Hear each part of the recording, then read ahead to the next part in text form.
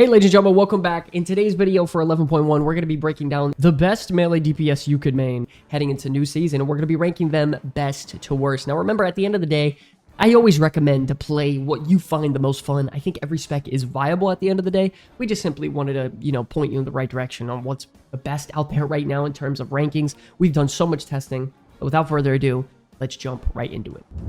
Okay, starting off with our very first spec, I mean, it goes without saying, we got to talk about the Enhancement Shaman. Right now, they're kind of unmatched in pretty much every category, I would say. Their damage is incredible. Their group utility and control against mobs in a Mythic Plus environment is one of the highest in the game. They're very fun, very fast-paced, and they have a ton of build variety, which, both their hero talent trees are dominating right now. So Enhancement Shaman is looking great. Not only that, they're getting some buffs and updates heading into a new patch, so that helps them out as well. I mean, this is kind of a no-brainer. Enhancement Shaman is meta. It's going to stay that way in all forms of content heading into the new season. You name it, this class has it. Not only that, their tier set is really fun. It's impactful. It turns your Crash Lightning into like a mini nuke ability that's great for single target and AoE.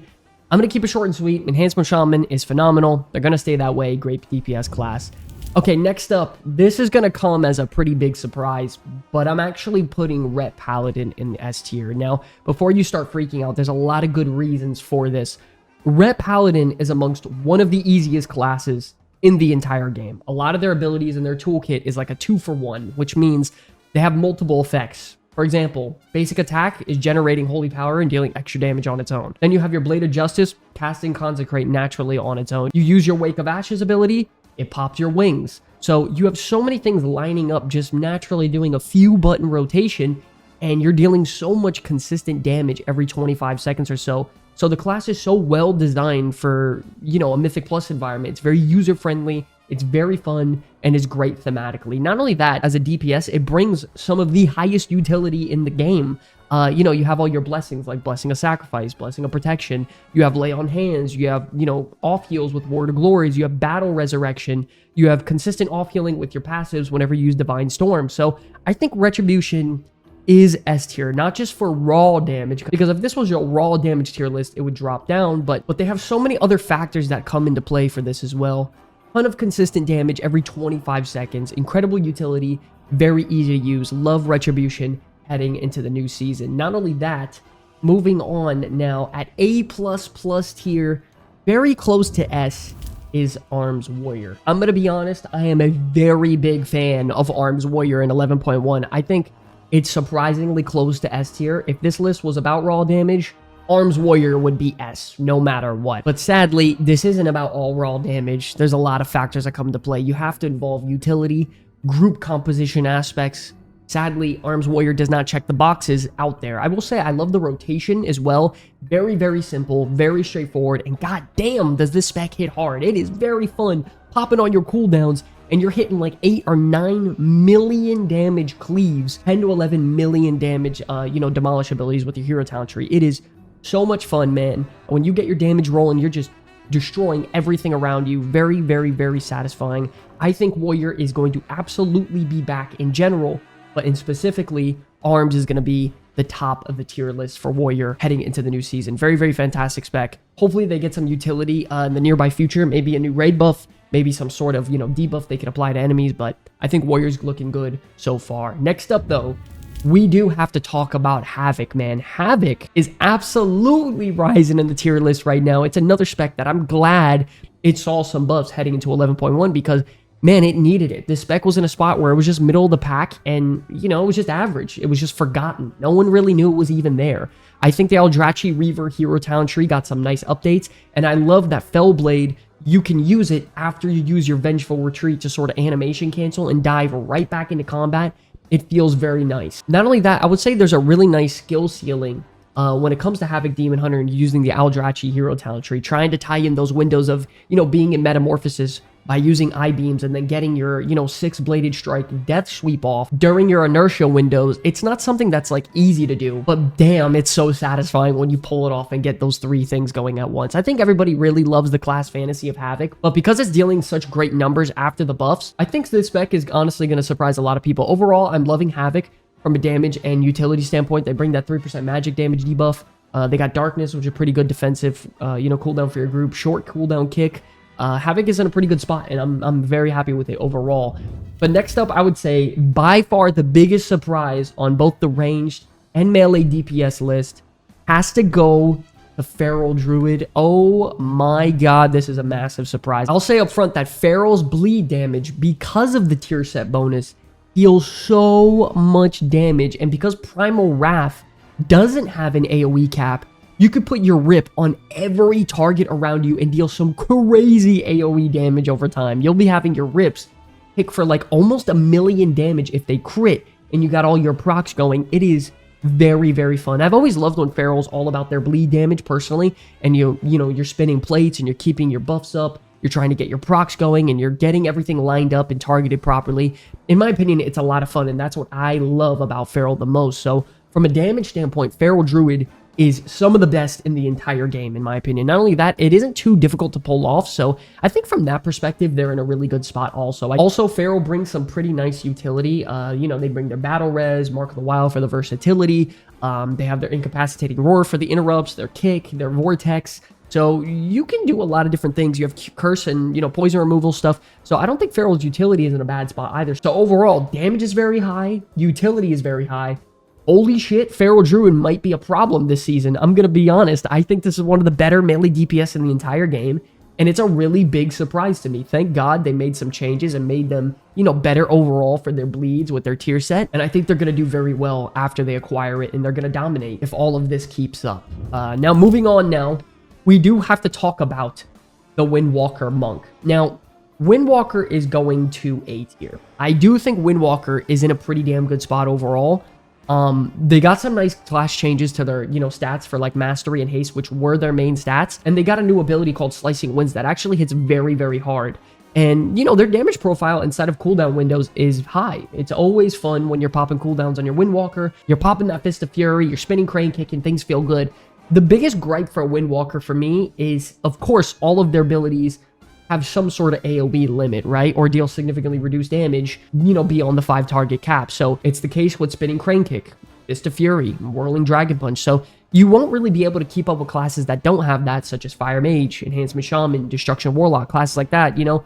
That is my biggest gripe with Windwalker. They have decent utility with, you know, things like Ring of Peace, Leg Sweep, Mystic Touch. Overall, I really like them. I think they're fun also. I just don't think they can compete with some of the other classes that are melee in the game, like Enhancement, Ret, Arms, Feral, Havoc, stuff like that. But, you know, overall, I think they're good. I think they're going to be in a good spot, and they're going to be strong heading into new season. But when it comes to the next Warrior spec, we do have to bring up Fury Warrior. Now, I think they are a crap load of fun. I think the class fantasy is exceptional, and I think they deal nice damage. But to, you know, put it simply, I don't think they're as good as Arms Warrior. I think they're behind. I think Arms is simply just dominating, and they're a little bit behind them. I think in a fixed, you know, sort of cleave scenario where there's like 4 or 5 mobs consistently, Fury is going to crush it. I think they will beat Arms Warrior, but anything beyond that, when it's like 8 to 10 mobs at once, Arms Warrior can deal insane damage, and it's not even close with that cleave. Not only that, I think Fury Warrior is very spammy. Every time I play Fury Warrior, I love it, man. It's a lot of fun, but my hands, they literally start cramping because I'm pressing so many buttons so fast on my freaking Naga that it starts hurting. Like, I'm not even joking. My hand starts getting stiff and it starts cramping, and I play games all day, so imagine. Once again, though, I think Fury Warrior's damage profile is in a really good spot. They do have that target cap issue was a little bit of a problem, and once again, utility for Warrior, we all know, is absolutely the worst in the game, so you have to take all that into consideration as well. Okay, with these next 2 DPS specs, I would say they're very close in numbers, in my opinion, and they are neck and neck.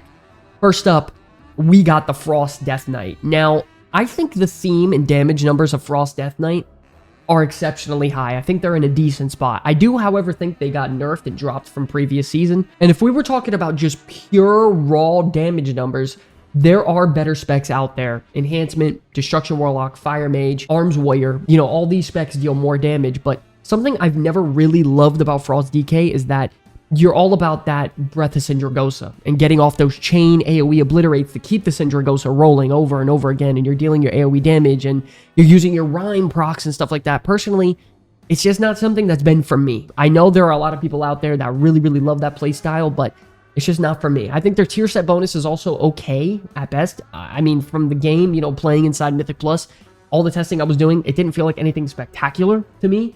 But I think overall, Frost Death Knight just fits right into that middle of the pack category. It's a pretty good DPS. I think they'll be okay heading into the new season.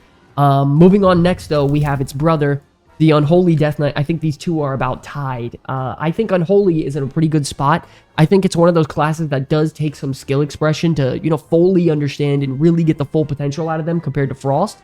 Not only that, I think Unholy excels particularly well at the higher tier key level because it has very, very high consistent AoE damage due to their tier set now buffing Epidemic, which is amazing for them in the high keys. So you spread your plague everywhere. It could be on 15, 20 mobs at once. You spread all your dots. You're spamming Epidemic. You're getting your defiles out, and you're popping those AoE festering wounds, and things can be very juicy if you're mass pulling on an Unholy Death Knight. But if you're not pulling that big, Unholy is going to suffer. Not only that, I think Unholy DK has a similar problem it had the last season to where it really lags behind in single target damage, similar to like Retribution Paladin. But the difference with Ret Paladin is that they bring some of the highest amount of utility in the entire game. Death Knight absolutely does not. Unholy can be really, really good. Next up, though, we got to talk about one of my favorite specs in the game, Assassination Rogue. Now, I really love Assassination Rogue. I mained them for over half the season 1. Now, they really didn't get any updates here. They're kind of just staying where they're at, and I don't think that's necessarily a terrible thing. You can't really test the tier set for rogues because they have been bugged, and it's been a little bit of a problem trying to figure out what the damage numbers are actually going to look like.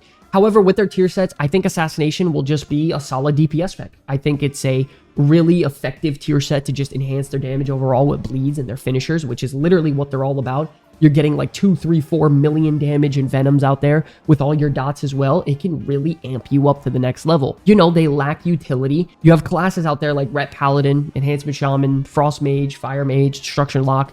Those specs are 10 times easier to play, and they bring more utility, and there's a greater chance that the player is better because they're easier to play. So this isn't me hating on Assassination or Rogue at all, because this was my main for like half of season 1. I love Rogue. I just think their problem with their utility is like similar to Warrior. Not that great. They have some stuff, but it's among some of the worst in the game, which sucks. Next up, though, speaking of Rogue, we got to bring up Subtlety. Sub Rogue, this spec is a little bit up in the air for me personally. I actually really love the rotation of Sub Rogue and the burst aspect of this spec. I think their priority damage is on another level and amongst some of the best in the entire game.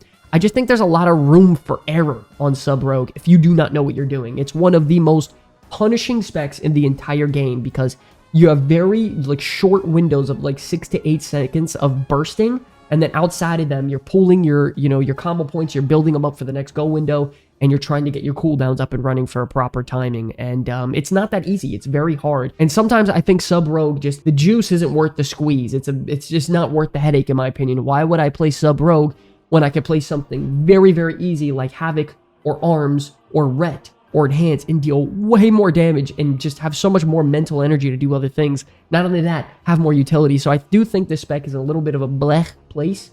I like their tier set bonus. I think it fits the theme of those micro massive burst windows. But I just don't think it's going to perform as some of the other classes in the game. I think it's meant for PvP. And moving on now to the last Rogue spec, we got to talk about Outlaw. Now, this is going to come to a surprise to a lot of people, but I actually think Outlaw isn't in a terrible spot. I need you to listen for a second. I know it sounds crazy. I'm putting them near the bottom of the list. I'm saying they're, not in a terrible spot. How does that make any sense? Well, design-wise, Outlaw is the most fun I think it's ever been since its conception, where it, replaced combat. They've redesigned the rate at which you can get your combat bonuses from Roll the Bones. And it's pretty much gotten to the point where inside of dungeons, you have Roll the Bones up, where it's 4 or 5 buffs going at a 90% rate. So you have 4 or 5 buffs up pretty much the entire time. The problem is Blade Flurry is hard AoE capped. So anything beyond 5 targets, you're just getting your ass whooped compared to other specs in the game. And there's just no chance you're going to be able to keep up, which is a problem. I feel like Outlaw Rogue needs some sort of finisher that, doesn't get reduced by the cooldown reduction in their, Roll the Bones procs. That sits maybe at a 25 to 30 second range. Maybe it summons cannons from far away and it damages enemies and it puts a damage over time. I don't know, something. I feel like, you're sitting here, you're spamming Dispatch, Crack Shot, all this single target stuff just to deal AoE damage with Blade Flurry, and then you get hard capped in AoE, and it just sucks. The design, I think overall, is pretty good. There just has to be something in terms of AoE that helps them a little bit, because right now they're getting their ass whooped at anything beyond 5 targets. And then lastly, when we're talking about survival, I'm kind of at a loss for words because I think their damage has definitely improved over the last few weeks by Blizzard. I just think their Fury of the Eagle got buffed to like its AoE cap, and I think that was better. Some of the rotational abilities got some nice damage increases, but whenever I bring them in the group, they're either insane damage-wise, they're either amazing, or they're just super freaking low, dude. So I'm not really sure how to mark them or where to rank them. I'm gonna be honest. I don't really play Hunter and I don't play Priest. So heading to the new season, I'm not really sure where to place them in particular, but my problem with them overall is not that their damage isn't high enough. It's just slightly above average, but their utility is amongst the lowest in the game, and so is their defensives, right? There are other classes out there that bring way better utility, way better defensives, and that's a problem for me if your damage isn't like kicking ass. So survival, I think they might be struggling if their damage is, a bit on the lower end. We have to see. I'm not exactly sure. This is one of the specs I can't really test. I just know in the game right now, there are classes that are dealing more damage and they have more utility. For example, 2 mage specs, Augmentation Evoker, Enhancement Shaman. I can name even more. But yeah, those are my thoughts here. But yes, ladies and gentlemen, that is our tier list heading into 11.1. Do you think we were accurate? Do you think we were wrong? Who are you going to main heading into the new patch? Let us know in the comment section below. One last note we wanted to make. If you're looking for a guild or people to progress through Mythic Plus with or raid with next season, the Comeback Kids are recruiting, and any and all players are welcome to come on down, play with us. We're looking to fill out some new members for the raid. Oh my god, we fucking did it. Oh my god, let's fucking go, bro. Let's fucking go. That's how that shit gets done. If you're on the Horde, you can simply just go to the guild tab and search up the Comeback Kids, and we should pop up. Make sure you do have the guild size on any so you can actually see us. Either way though, if it doesn't work, you just use the Discord link in the comment section below, hop in there and verify, get yourself in, and then we can get you invited by you posting your name and server under the guild invite tab.